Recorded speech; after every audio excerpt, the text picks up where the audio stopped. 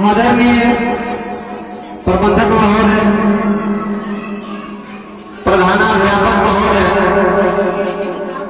यहाँ उपस्थित शिक्षक एवं शिक्षिकाएं, आप सभी को मेजर ध्यानचंद जयंती पर हार्दिक हार्दिक बधाई और शुभकामनाएं।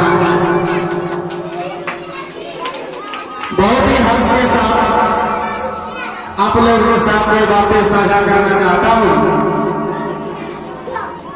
कि आज 29 अगस्त राष्ट्रीय खेल दिवस के रूप में मनाया जाता है और इस दिन भारत के हॉकी के जादूगर मेजर ध्यानचंद जी का जन्मदिन है। भारत में राष्ट्रीय खेल दिवस 2012 से मनाई जा रही है। माना जाता है मेजर ध्यानचंद एक ऐसे खिलाड़ी थे जो इनके स्टिक यानी जो डंडा था उससे गेंद चिपक जाया करता था। ये बहुत ही मेहनती इंसान थे और इन्होंने अपना प्रैक्टिस रेलवे ट्रैक जो पटरी होता है उस पर बॉल रखना क्या किया करते थे। ये दिन के साथ साथ चांदनी के उजाला में भी प्रैक्टिस करते थे। चांदनी के उस उजाला को देखते हुए इनके शिक्षक, इनके मित्र और इनके सगे संबंधित ने इन्हें चंद नाम से संबोधित किया। इनका पहले नाम ध्यान था, उसके बाद ध्यानचंद हुए। खेल हमारे लिए बहुत ही महत्वपूर्ण है। एक पुरानी कहावत भी है, पढ़ोगे लिखोगे बनोगे नवाब, खेलोगे कूदोगे बनोगे खराब। तो ये ऐसा नहीं है, खेलने कूदने से भी नवाब हो जाते हैं। याद रखिए, भारत के अच्छा क्रिकेटर सचिन तेंदुलकर को भी आप जानते होंगे। वर्तमान समय में विराट कोहली को भी आप जानते होंगे। उसी तरह से मेजर ध्यानचंद जी थे।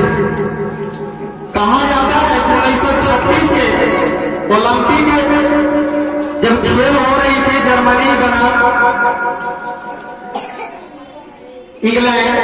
इंग्लैंड इसलिए कहा जा रहा है कि भारत में कब्जा उसी के था।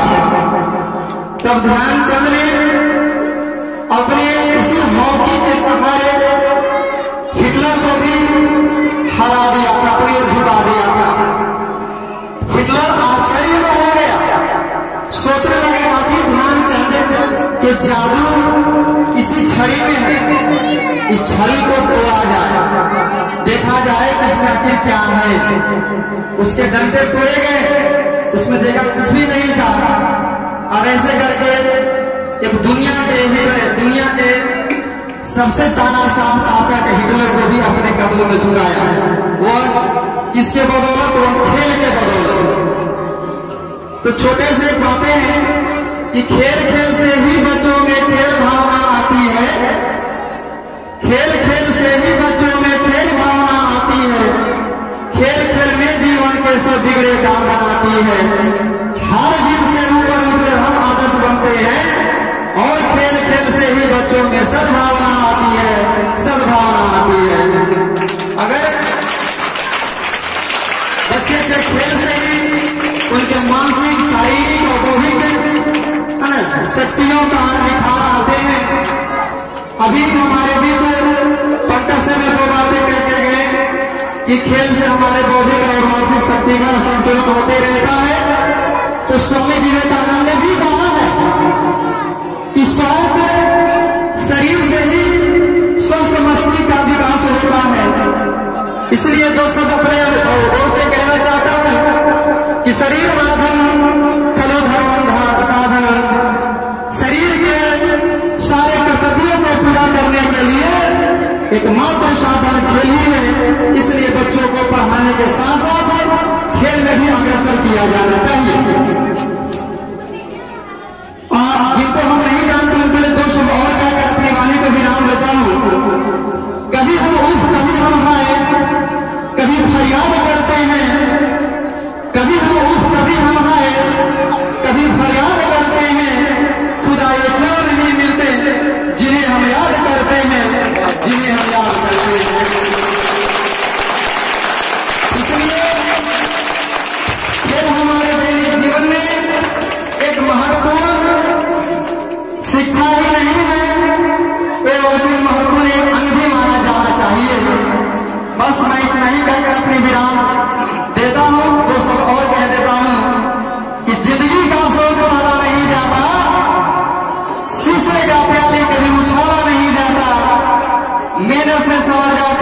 जिंदगी